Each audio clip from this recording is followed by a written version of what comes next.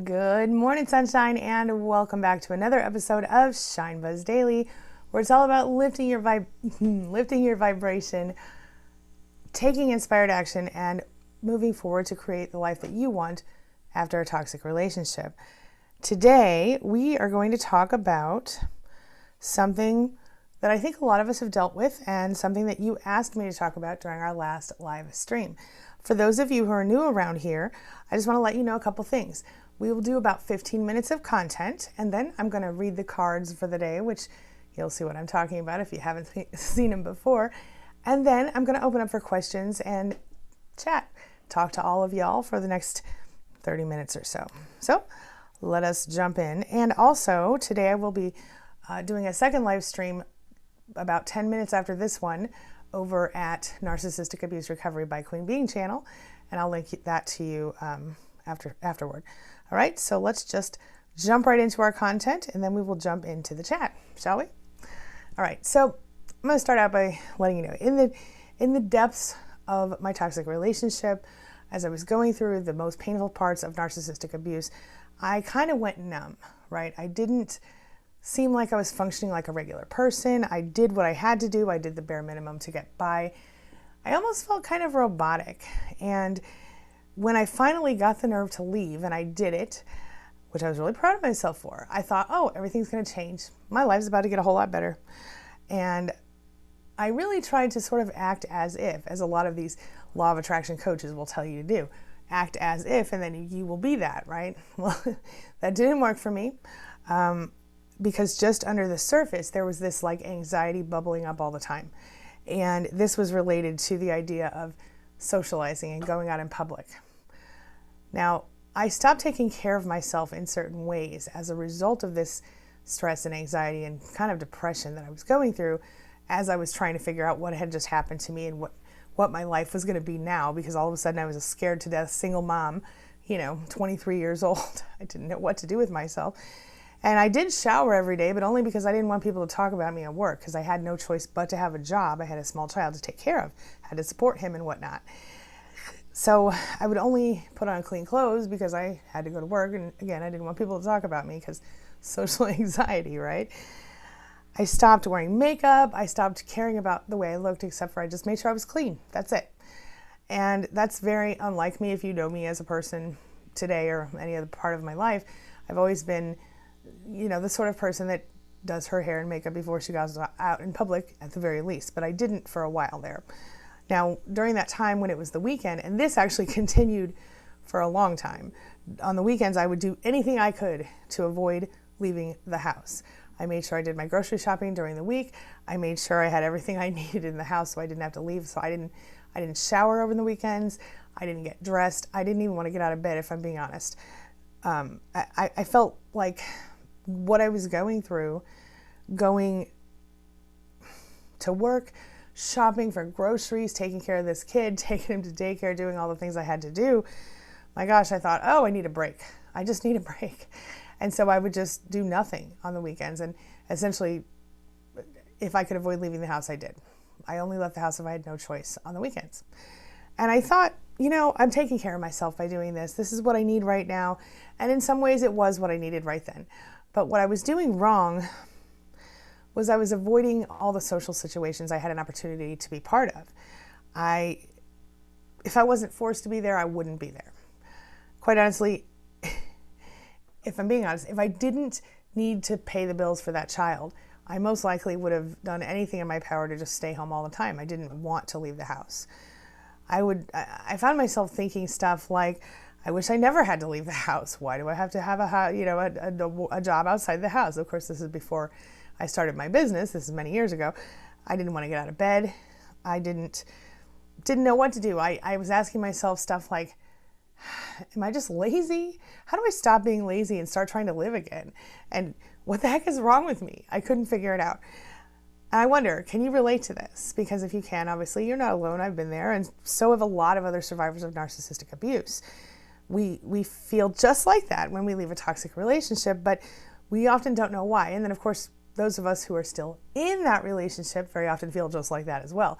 For me, I kind of went numb, but if I'm thinking back and being honest with you in hindsight, I didn't want to leave the house much then either. I only did because I would have to go and buy things for the house, and I worked a part-time job, and that was it. So I felt really stuck. I felt during the relationship, it was related partially to being stuck, but partially also to not wanting to explain to anyone what I was going through.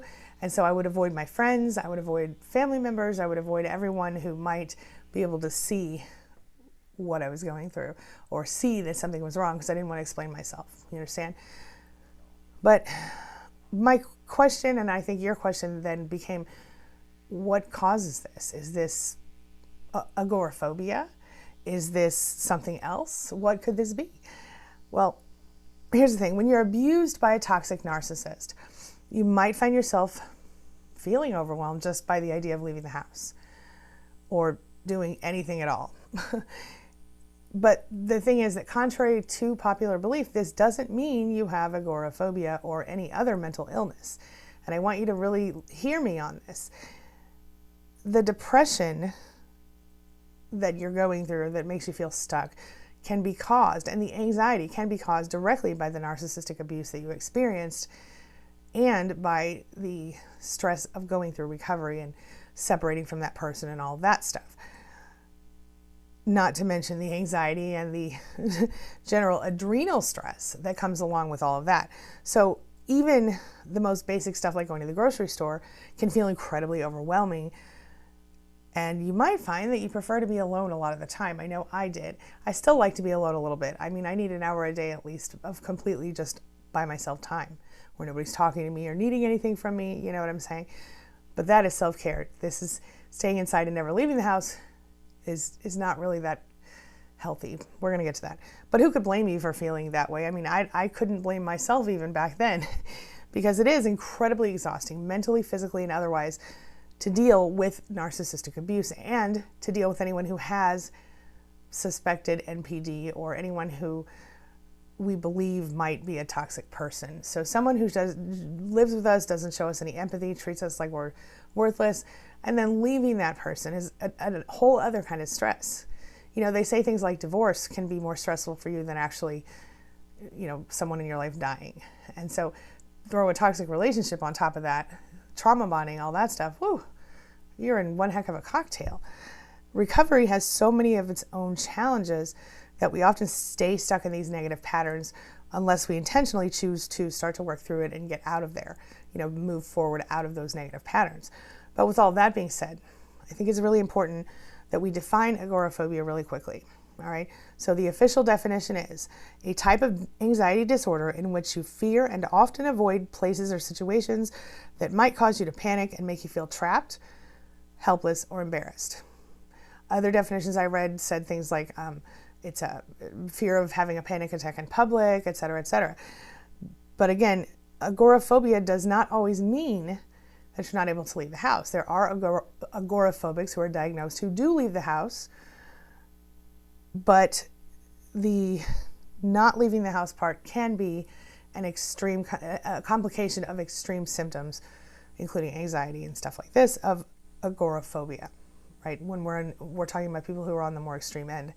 And I remember I met one lady who had agoraphobia when I was a child, and she was the wife of someone that we went to visit, and they had a pool in the backyard, and it was really nice, and she cooked us a really nice dinner, but she couldn't even go out and join us on the deck of the pool, which was right outside her back door, because she was that agoraphobic. And that was just, I felt so sorry for her, but I didn't fully understand why she was like that. I still don't actually know her particular reasons, because as far as I could tell, she was in a pretty healthy relationship. But then again, I was a child, so how do I know? But you might have other anxiety disorders related to your toxic relationship, you know, as opposed to agoraphobia, such as social anxiety disorder, which is very common, generalized anxiety disorder, and more. And I want to just point out, social anxiety disorder is a known side effect of CPTSD, which a lot of us, whether we're diagnosed or not, might have, right? We have symptoms of that. So that's possible. But before we continue, I just want to say this. If you are experiencing symptoms of panic attacks or agoraphobia or social anxiety disorder or anything else, the right thing to do is to first find a doctor to make sure that there aren't any other medical problems involved. Make sure you go see a professional doctor, a medical professional. Then check in, once you're cleared there, check in with a mental health professional, a therapist or psychiatrist, psychologist, whatever, to get a diagnosis and start treatment if necessary. And then if you are diagnosed, take the time to learn everything you can about your own disorder, because you might be surprised at some of the self-help things you can do. Okay. With all that being said, whether it is about depression, anxiety, or just plain old exhaustion, or it's something else, it's agoraphobia, it's whatever, there are certain things that you might want to, certain self-help things that you might want to do that can help you to start to get moving. And if it is not yet to the point of agoraphobia, well, maybe this is a way you can start to change that and kind of move in a different direction, right? So what do you do if you can't leave the house anymore?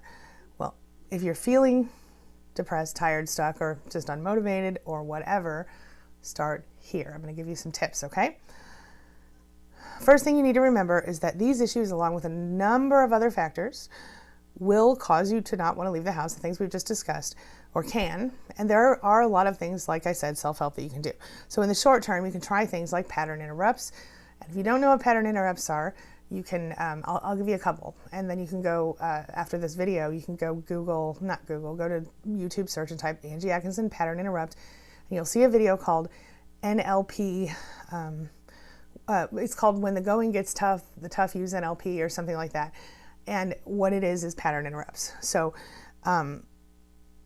it will, stuff like if you're in the middle of a mess and you're stressed out and you don't know what to do and you don't want to leave, you know, or if you are already out and you start to panic. One really good thing, you can say, find all the pink things in a room, or all the orange things, or whatever, all the things of one color, count them.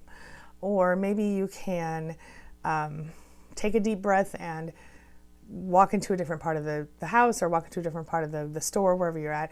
Or you can, if you're still home, you can brush your teeth, brush your hair, take a quick shower, go for a walk, whatever. Change your environment a little bit. Those are good pattern interrupts. But out in public, I think, and I heard another really good one the other day, and I can't remember what it was, but if you know other little tips like that, throw those in the chat. And baby steps, always helpful for moving in the right direction. But I've got a few other things for you. So the first tip is to meditate and get calm before you leave the house. Whatever meditation looks like for you. Like for me, it's more like moving and hearing music at the same time, walking or whatever.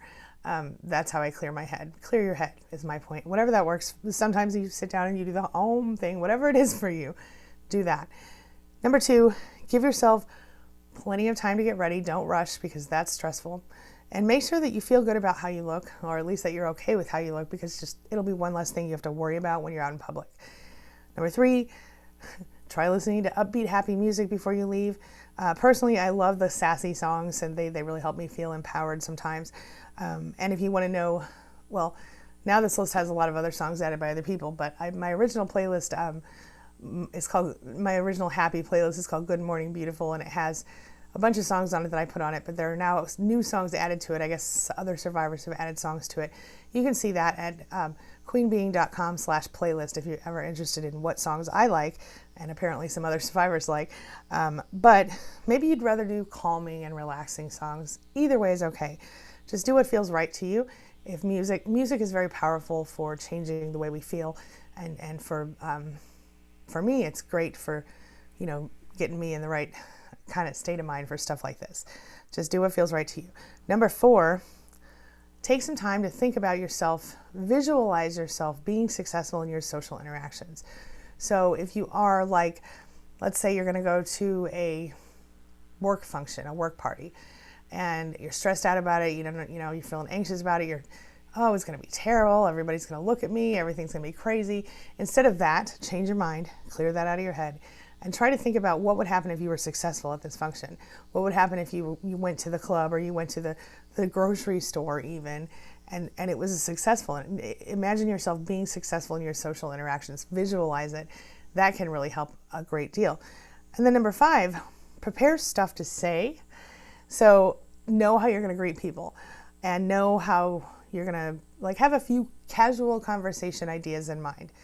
You can find some good ideas by checking out the news or just figuring out some other topics that, depending on where you're going, maybe it's a work thing, you talk about work stuff, maybe it's a, PTA thing, you're talking about the kids, whatever.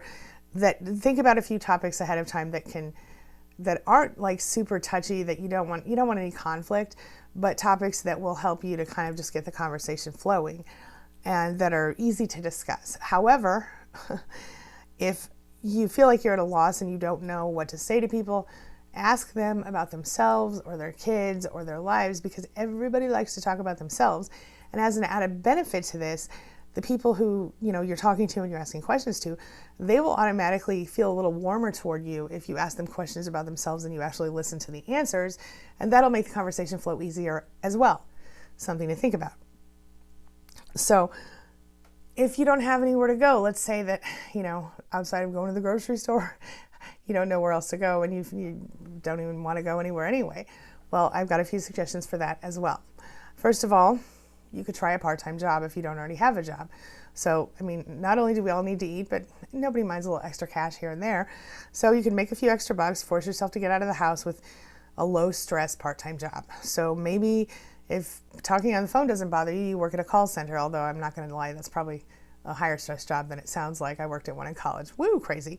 Or maybe you work at a grocery store or a local restaurant, whatever, something, unless you have some kind of a career that you're obviously already in, that's different. But if you're just looking for something to just kind of keep you busy, find something close to home, something that you don't mind doing. Maybe it's not the best job in the world, but you don't mind it. It's low stress, and it'll make you go out and talk to people.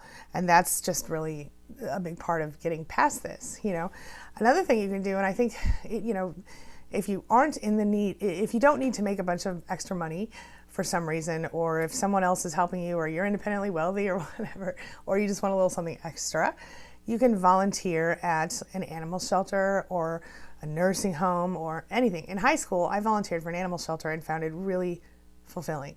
I mostly worked with the cats. I love the cats. and it was a no-kill shelter, so I felt like it was ethically okay for me to work there. You know what I mean? I was cleaning the cages, and it wasn't bad. And I not only did I get to interact with animals that I loved, but I also got to meet a few other people who equally loved the animals. Do you know what I'm saying? And so that was really cool for me. And they were people who were older than me, but it was really cool. One of my clients, who was previously considered herself agoraphobic, she couldn't leave the house at all. She did the same thing. And today, this woman, I'm so incredibly proud of her. Girl, if you're watching, you know who you are. She has done such amazing things with herself, but one of the first things she did to get out of the house was she went and volunteered at an animal shelter. So if that's a thing for you, try it out, consider it. But another thing, if you're allergic to cats and dogs, or you're just not a pet person, like I said, go work at a nursing home, go volunteer at a nursing home, sit with people in the day room and hear their stories and hang out with the residents, because a lot of people in nursing homes get left there by their families. Families get busy. Even if they're very loved, they don't always see the people as much as they'd like to, and they just sometimes want to talk to someone new. And it would be a lower stress and lower, slower paced environment for you to practice in. And if you feel nervous talking too much to people, you can always just, tell me about your life, tell me about this or tell me about that. Listen to their stories, because I got to be honest with you, for me, listening to someone who has lived before me and who has stories that I can't relate to, or I shouldn't say can't relate to, stories of things that I haven't experienced, I find that incredibly fascinating. And I'm always interested in history anyway, but even if that person is just a little bit older than you, because I know a lot of times people in nursing homes are not ancient. So some of them are there for different reasons, health issues, whatever. You can learn new things from people, any age, people of any age, and also you can make new friends and still, do some good in the world at the same time. And just, this isn't even in my notes, but another thing you can do is, if you can pass whatever background checks, and I'm sure you'll have to pass background checks to work, to volunteer at the nursing home as well, I think, I don't know. But I know you would if you volunteered at a preschool or something. But I know my kids, they all went to a private preschool, and it was a church ran it, but it was the best one in town, and they had to be on a waiting list to get into it and everything. And I know that some people would volunteer there. They had to go through a background check, of course, to make sure they were not bad people, but they went there and volunteered and hung out with the kids, and would take them, do little activities with them and stuff like that. And that's really good for you as well if that's something that interests you. All right, anyway, number 3, you can join a meetup group at meetup.com or anything else. Any other local group doing something that you love to do. Maybe you want to play volleyball, or you want to do paint and sip, or whatever. Join a group that's doing that stuff. Not only can you meet new people, but you'll do something you enjoy, and it might be more of an enticement for you to get out of the house because you're going to do something fun that you love to do. Something to think about. I forgot my darn coffee.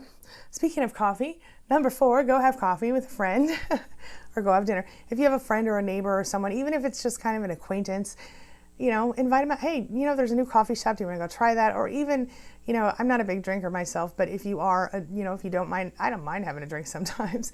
But if you want to have a drink or whatever, you can go, invite your friend to go have a drink. And again, keep this platonic for now, because unless you're already to the point where you're ready to date, it could just cause you more stress if you jump into a relationship too fast. So keep that in mind. And number 5, walk your dog at the a dog park, or just around your neighborhood even, or join a gym, anything like that where you're kind of getting out of your house to do some physical activity. And I know a lot of times if you walk your dog in a dog park, not every town has a dog park, so you might just be in your neighborhood, but people walk dogs, and if you're walking your dog and you see another dog person, you can say hey. Even that much can help you to feel just a little bit less alone in the world, and to feel like you've done something productive. And of course, your dog will thank you. Or if you're not a dog person, join the gym, or a class, maybe a ballet class. Do they have those for adults? Or an exercise class, or one of those personal training groups that you meet in the park and you guys run and do all the things, whatever it is. So those are some ideas, which brings me to the question of the day. Excuse me. Dry throat. The question of the day is, what would you add to this list?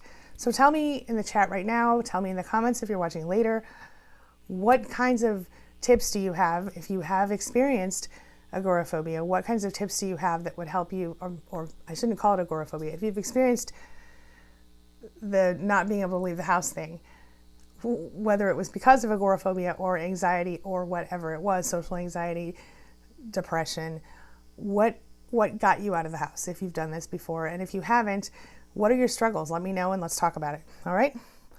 And now you know what time it is, right? That's right. It's time to read the cards, but I'm up. So I'm going to just grab those really quick. Hey, everybody. Hey, everybody. Let's see here.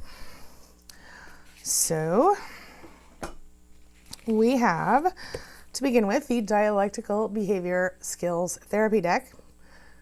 Dialectical Behavior Therapy Skills deck. You'd think I'd know this by now. Again, this will be linked in the description below when this video goes live again, but you don't need to buy it because I will share every card with you over the next several weeks. Today, we are on number 36, which is an emotional regulation skill. I'm going to ask you to give me one quick second here. I think that's better. And this one says, grab your pen or your pencil and your paper, because I want you to take a note here, because this is your homework for today. All right.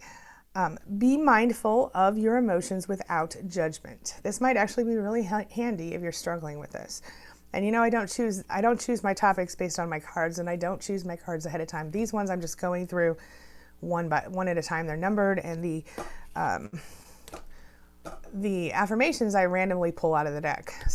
So it's interesting. Anyway, so number 36 is, be mindful of your emotions without judgment. Relax using mindful breathing. Then focus on how you're feeling and any related physical sensations. Notice any judgments and let them float away like leaves on a stream. You have a right to feel your emotions. Observe your emotions change naturally without judging them. Practice today for 5 minutes. That's a really good one, right? All right. And next up, it is time for the Gabrielle Bernstein Super Attractor deck. And this is our affirmation of today that I've just pulled out. And look at that card. Isn't that pretty? I don't know if you can see it. Let me see. Can you see it? Yeah, there you go. This one says, my greatest, now write this down because this is your affirmation for today. My greatest spiritual shifts don't come through force, they come through freedom. That's so good. My greatest spiritual shifts shifts, not strengths, my bad. Let me say that again. My greatest spiritual shifts don't come through force, they come through freedom. That's hard to say, spiritual shifts. Okay. Anyway, there it is. Right? Okay. Now I'm going to jump in the chat for a little while, and then we're going to move over to that other channel. All right. So let me pull. Hey, Jack Lumen. I'm so glad you made it today. I guess me being late was let me apologize for being late this morning, y'all. I do apologize for that. It has been kind of a weird morning. No good excuse. Just got behind with all the things I was working on. Hey, Shelly Taylor, Shred Squad. Apparently I'm having trouble with SHs today. Yeska, Martha, Shannon. Oh, I said Shannon, right? Good morning, you guys. What's for tea? Hey, welcome back. Thank you for being here. Roderick Williams, welcome. Shout out the Bronx. Right on. Hey, Andrea. Hey, Jerry. Welcome, welcome. Andrea, I'm happy to see you back again. Joy is in the house. Judy, hello, hello. She says, yes, healing growth. Let's get this part started. Yes, indeed. This is what we are here for. Ronnie, hey, Ronnie. Welcome. Kelly Marie Wood in the house. Welcome, welcome. She needs help on this. This is good news. This is why I'm here. Yes, Martha, so true. Acting as if is harder than we think. And I think a lot of times, a lot of these law of attraction gurus, which I do not consider myself a law of attraction guru, but I am a fan. But I think that people misunderstand a lot of things. In fact, yeah, I know that they do. A lot of people think that you could just wish for something and it will happen. I don't believe that to be true. And acting as if can work, but only if you have resolved whatever issue or you're resolving whatever issue. I think pretending you're okay and not really being okay is not really healthy. And so you're right. It is so much easier said than done, for sure. Kimberly, hello and welcome, says you are so helpful to me. Narcissist abuse has been my old life cycle. I'm happy to hear you say that it's previous. Kimberly, welcome, welcome. Shelly says, I don't think that works, the law of attraction, until you let go and heal. And I know I resonate with the struggle. Yes, that is so true. You can certainly use the law of attraction to your advantage. However, if you're still hurting inside and you're still, you can only shove your emotions down for so long before they're gonna come out, And so if you just intentionally let yourself feel them and work through them, my gosh, it's so much better, y'all. It's so much better. Okay. Okay. I totally agree with you, Shell. Let's see here. Life is a journey. Let it go. Hello and welcome back. Says, I can relate. Yep. Jerry says, I love your honesty. I've been there too. I have learned the hard way that just being straight up real with you guys is the best way to be. I don't try to hide myself. I'm just, here I am. Ask me anything. And if I don't want to answer, I'll tell you. But if I do, most of the time I'll just tell you. I'm pretty much an open book these days. Let's see here. Martha says, I can relate completely. Ted says, yes. Hey, Ted. Welcome. I'm so glad you're here. Shelly says, oh, we have two Shelly Taylors in the house. Hey, we have Shelly T and Shelly Taylor. That's cool. Same name. Oh, that's so cool. Oh, we have a Shelly with an EY and a Shelly with a Y. Okay, so they're close. They're close. Let's see. And we have Shelly G. We are full of Shelly today. Sorry, I have a stupid sense of humor. Did you guys know that about me? I do. Danielle. Hey, Danielle. Welcome, welcome, welcome. She says, exactly so real. Right on. Life is a Journey says, I'm happy I caught a live finally. Okay, so maybe we have two Life is a Journeys in the house. Because I know there's another Life is a Journey who does hang out, but not Life is a Journey, Let It Go. I thought you just added on to the name. So thank you for identifying that and welcome. Shelly says, another Shelly. We have some Shellys. Okay. Bama Sweet. Hey, I wonder if you're who I think you are. Welcome. Or welcome back. Martha's still in bed today. Yeah, Martha, I feel you. I hope you're doing okay. Let's see. Chris says, after false, prophetic, toxic, narcissistic, remarried, and forgotten all about me, barren ex-wife, I can't get a suitable new woman without a miracle or leave home except church, shopping, or appointments. All right, Chris. Well, stick with us and let's try to help you get through this. I don't know the whole story. At least I don't recall the whole story. But I do know that this is a process and it takes some time. So stay strong, stick with us. Shelly T, she says first and last, same place and time, odd. Isn't it though? It's one of those things. How weird that this suggested video just came up while we're live. That's weird. All right. Anyway, weird. Okay. Bella V, life is beautiful. What a cool name. Says I can relate so much. Right. Andrea Stewart getting ready to leave. Yes. Good for you. Stay strong. We got your back emotionally anyway. Kelly Marie Wood says, yes, this is me. Exactly. Edna, hello. How have you guys been? Says Shelly. All right. Andrea says, like this week, I'm so scared. Oh, honey, I totally remember how that feels. And it is scary, but worth it. You will not. Once you get through the hard part of actually leaving, you'll feel a sense of relief. You will still need to go through the process of, processing your emotions and all that stuff. But this is the hardest part right now. The actual leaving is the hardest part. The rest, it's gravy. Just be careful, be safe, stay strong. Don't let them know where you are if that's something that if you're worried about your physical safety. Just be careful and keep your eye on the prize, which is your freedom emotionally and otherwise. Okay. Kara Wilmington says, I can relate. Yep, I feel you, girl. Still here with procrastination and clutter everywhere. Kara, this is something that we all go through. In fact, I've done videos just recently about procrastination and clutter because we all do go through it. And the first thing to do is stop judging yourself. Stop beating yourself up for it and be compassionate and recognize this is a symptom of what you experienced and that you can resolve it if you choose to. And if it gets too bad, don't be scared to go talk to your doctor. And, look, I'm not an advocate of medicine, but I'll tell you this. When I left my ex, I was much younger. I truly did not understand a lot of things. And I certainly got very depressed for a while. And I went to my doctor and I talked about it. They gave me Prozac. For 6 months, it was okay. It helped me. I started taking it, and within a month, one day I got up and I put on my makeup again. Almost like I didn't even realize I was doing it. And I was functioning like a normal person. And in about six months late, after I started it, my great aunt died, and she was someone I had been very close to growing up, and I couldn't shed a single tear. And I knew that I had to stop at that point. So I talked to my doctor again, and I said, I need to get off this medicine. It's making me not have emotions. And at that point, I was, healing enough that I was able to function without it. So the doctor weaned me off of it in a specific way because, you can't just stop taking an antidepressant safely. You have to talk to your doctor and wean yourself off safely. Otherwise, there are a lot of risks for you. So just, again, talk to your doctor.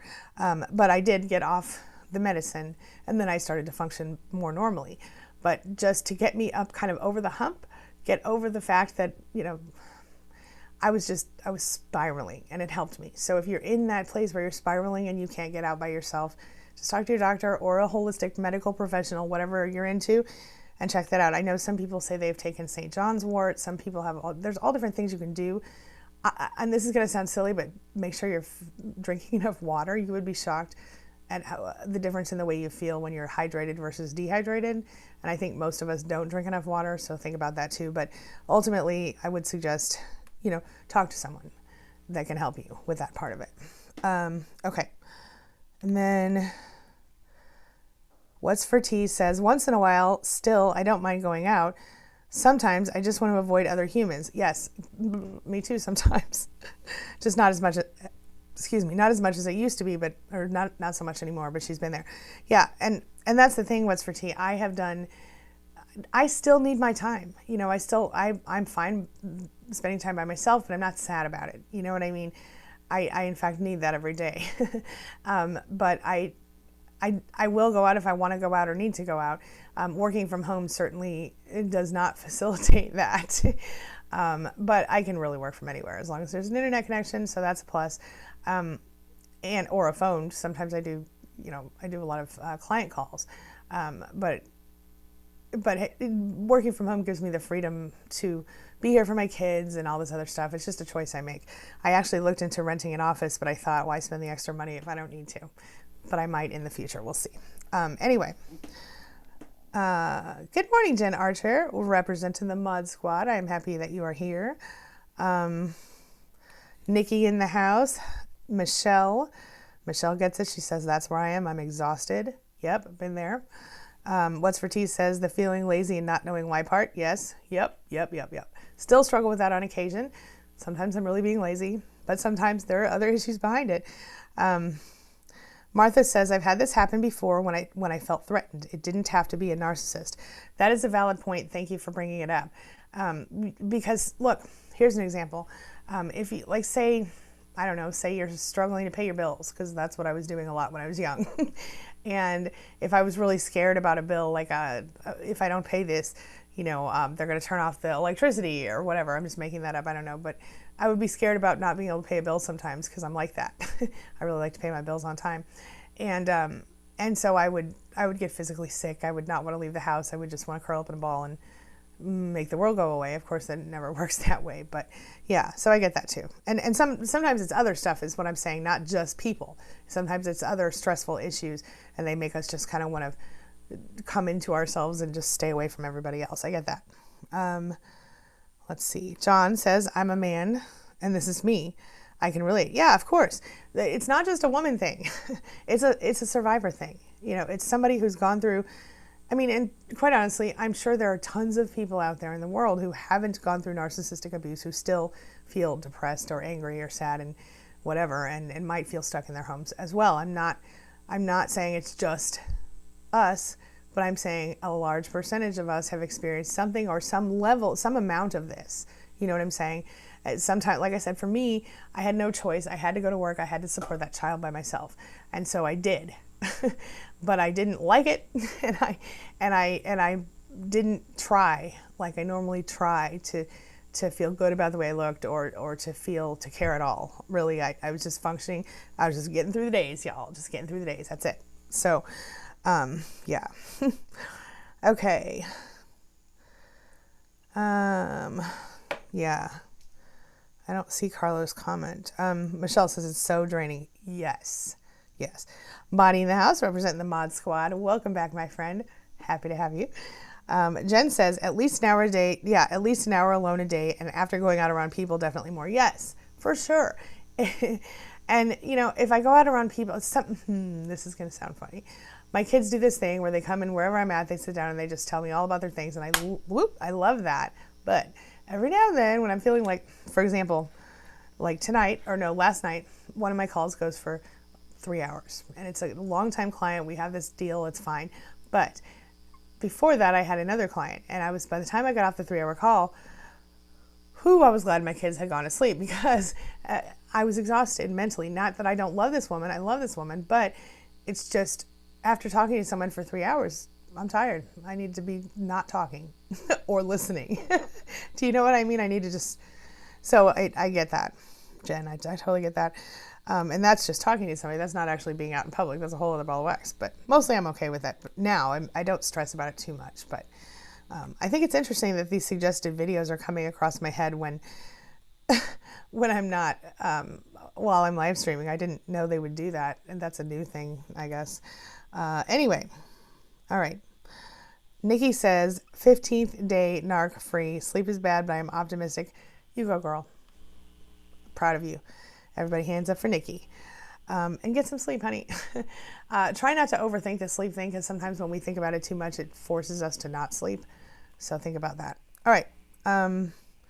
Yeah, what's for tea? Narcissistic cocktail. That's for true. Indeed.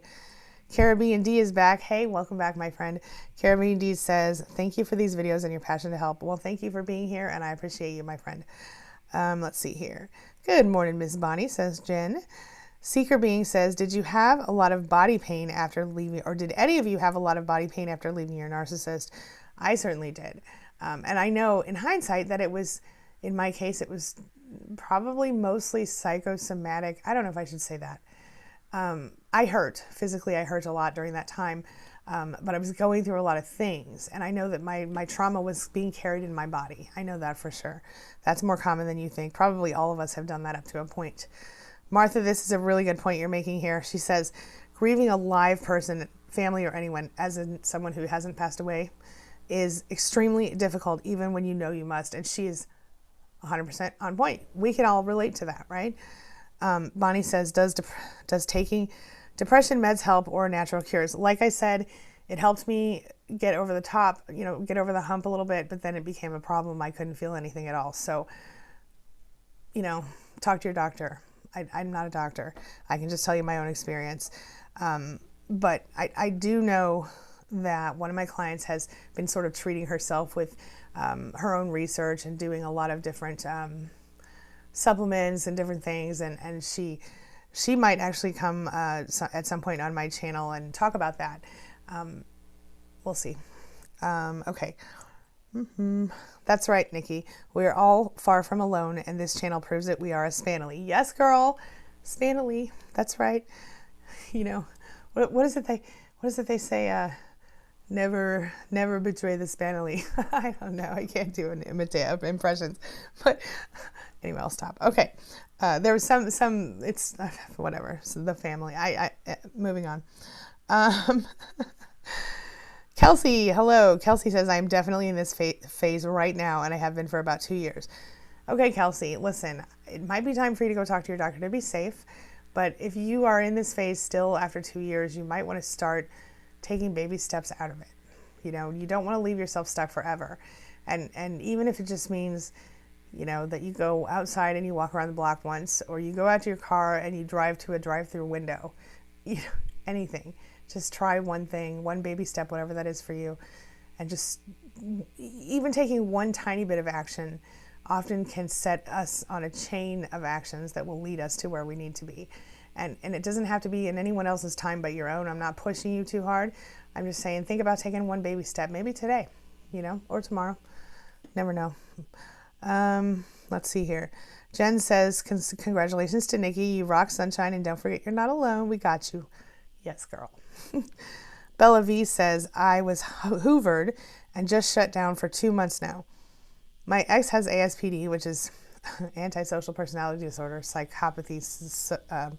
Often psychopaths and sociopaths have ASPD and NPD diagnosed. Good Lord. If somebody is diagnosed, that means usually that they've been forced to be diagnosed because they've gone to prison, or they've been in the hospital for some other thing and they were diagnosed that way. So, or they've been forced to go into psychiatric care because they did something that maybe didn't get them thrown in jail, but they needed anger management or something. Yeah, I don't know your whole story and you don't need to tell it. I'm just saying, to be diagnosed is to be pretty bad. Bella says, the abuse was insidious. Oh, I bet. She said, I can't be around people at all. I pray every day this passes. Let me say something to you, Bella. This is a situation that is one of the more extreme ones, it sounds like. And I've had several clients who have been in more extreme situations for different reasons. Sometimes they are capable of working through it without medical intervention or without the care of a doctor, but sometimes a doctor helps. And if you've already tried that, maybe look into some holistic treatments. Polyvagal stuff, the vagus nerve stimulation thing can help. If you want to go to my channel after this and type in polyvagal theory, or just Angie Atkinson, vagus nerve, anything like that, and you'll see some of that stuff. There are some good exercises you can do. Some of them include simple singing, gargling, humming, that activates the vagus nerve, which is connected to all the different parts of your body. We hold a lot of trauma in the vagus nerve. It's a whole thing. Might want to do some research on polyvagal theory. Like I said, I talked about it in a video, but there's so much more to learn there. That might be really helpful for you. When I discovered that theory, and I worked with one of my clients who was just totally stuck, it really kind of unstuck her. She was able to then move forward and learn and start to go away from feeling so stuck. But the thing is, polyvagal theory, exercises based on polyvagal theory, they don't resolve the problem. They simply open you so that you can, because you become stuck. The nerve becomes, I can't remember if it loses tone is what they say about the nerve. And so if you do these exercises, and there are other things that you can do, medical interventions that can be done, but self-help things include things like that, deep breathing, singing, splashing cold water on your face, taking a cold shower, things like that will help that nerve get tone back. And that, again, it doesn't resolve any issue, but it does open you up so that you are capable of resolving the issues from there. So things to think about. Yeah, Bella, I feel for you. I really do. And I'm really sorry that you're stuck there. Bonnie says, yes, and times multiple family members at the same time in the case of family mobbing. Yes, yes, yes, yes. Hello, Jack Lumen. I'm happy to have you back. Nikki says, Bonnie, I wonder that too.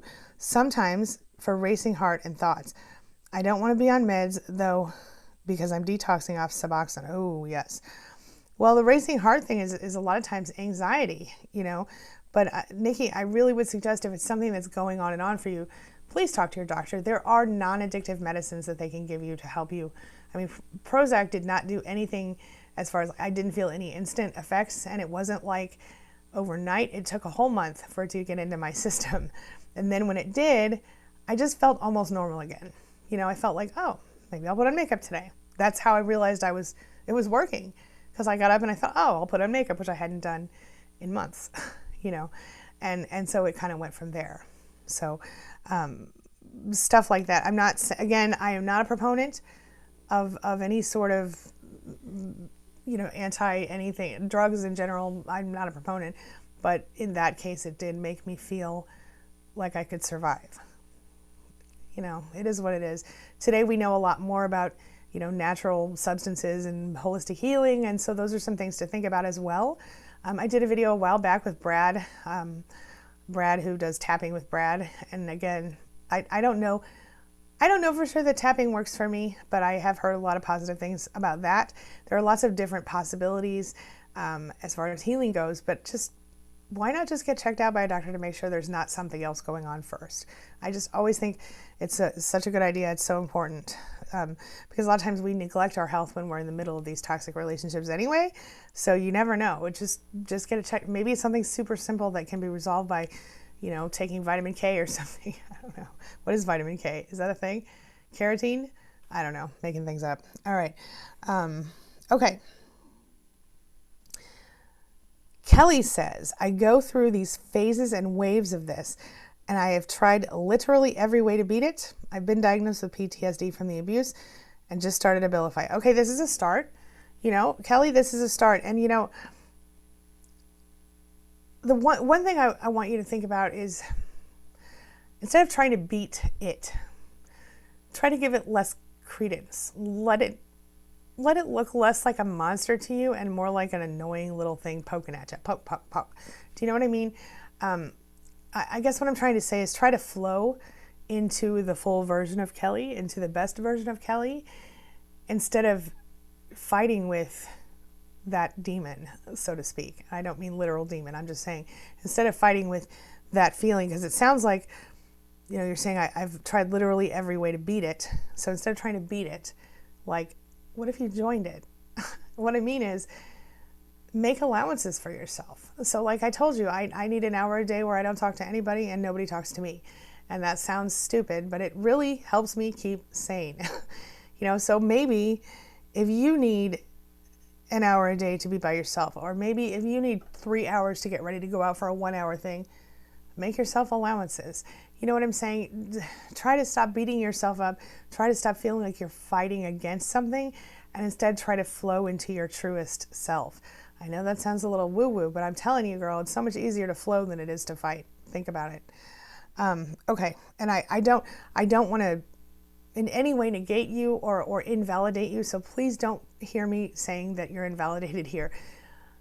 I think it's really great that you went to the doctor. I think it's really great that you're starting Abilify. I don't know about Abilify personally. I haven't tried that one, but I know that I've heard positive things, and I just want you to start to recognize that maybe what has happened is that because of the horrific abuse that you suffered, you are now in this whole other,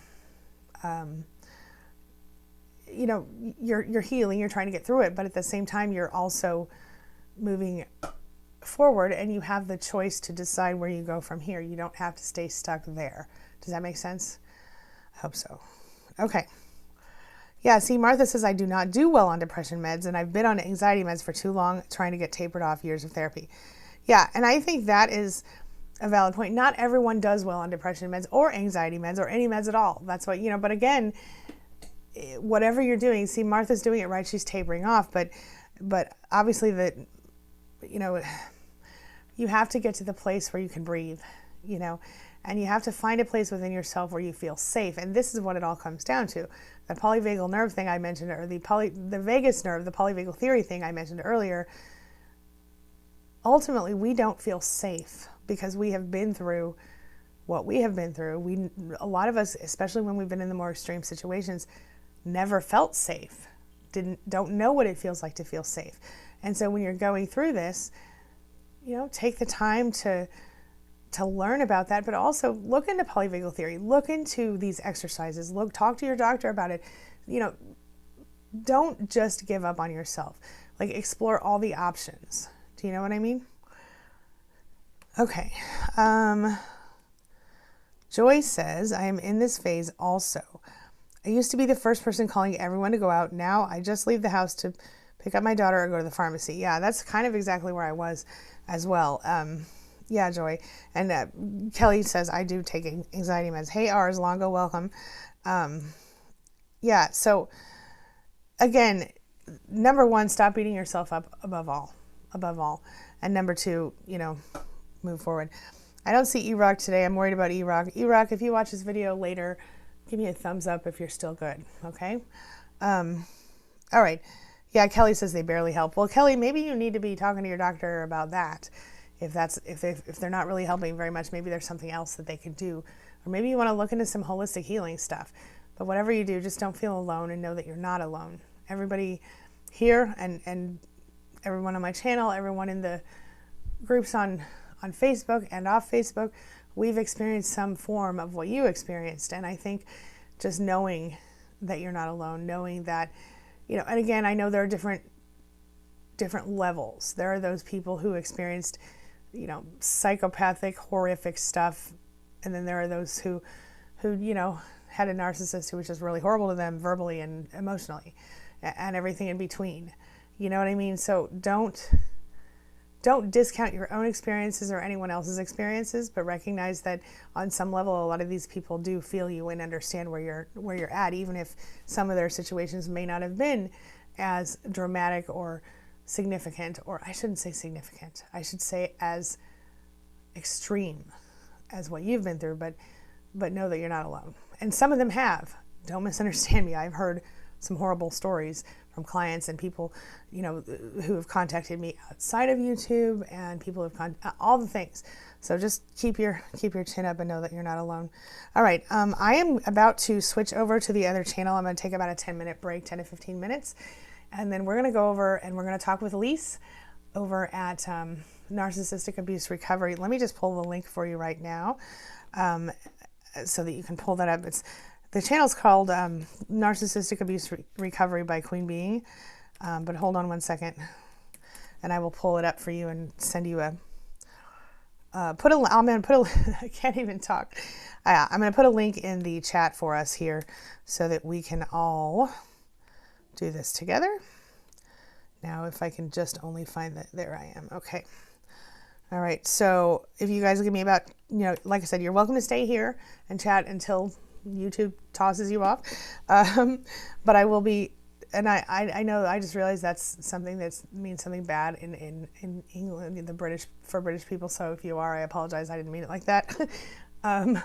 But until YouTube decides you can't be here anymore, and then come on over to this channel link that I'm just now popped into the chat, and I'll be there live in 10 or 15 minutes with Lise. All right.